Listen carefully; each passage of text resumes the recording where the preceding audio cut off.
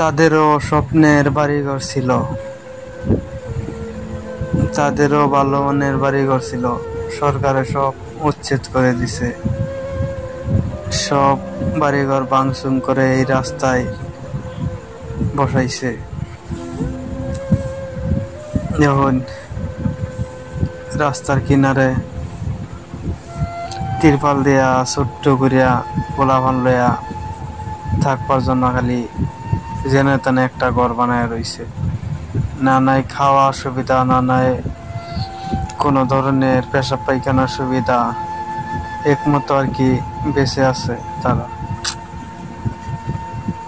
তাদেরও ভালো মানের বাড়ি ঘর ছিল, এই দেখুন কত বড় বড় বিল্ডিং, এইগুলা ভাঙ্গে নাই। খালি দেখিয়া দেখিয়া যারা গরিব আর এক শ্রেণীর মানুষ, দরবার গেলে মুসলিম, তাদেরকে বাচ্চা বাচ্চা টার্গেট করিয়া বাড়িঘর সব ভাঙ্গা দেওয়া হয়েছে।